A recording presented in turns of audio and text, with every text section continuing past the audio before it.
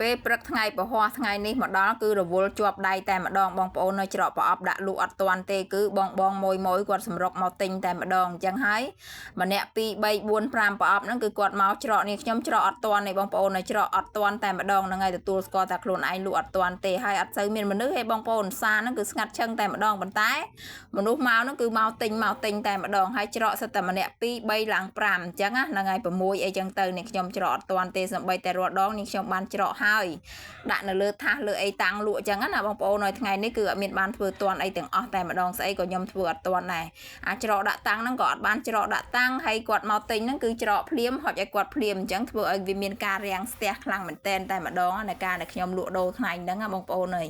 ដោយសារតែនេះខ្ញុំលក់តែឯងហើយដល់ពេលអញ្ចឹងទៅបងគាត់មកទិញហ្នឹងគឺគាត់សិតតែប្រញាប់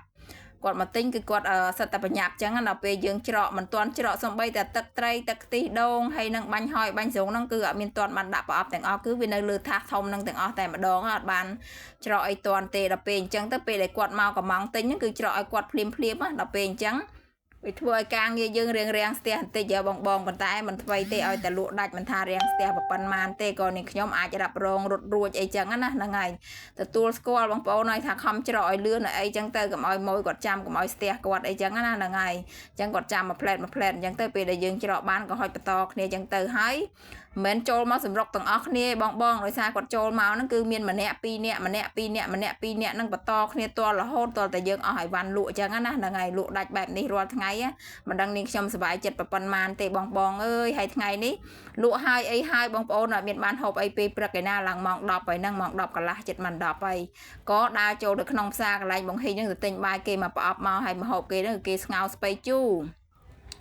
ស្ងោរស្ពៃជូរជាមួយឆ្អឹងជំនីបងប្អូនហើយអញ្ចឹងហើយនេះខ្ញុំក៏អង្គុយហូបទៅហើយថាឃ្លានបងប្អូនឲ្យដាក់យកចាំកាលទៀតបើពោះឡើងកោហើយហ្នឹងពោះលមូលពោះឡើងក្រោច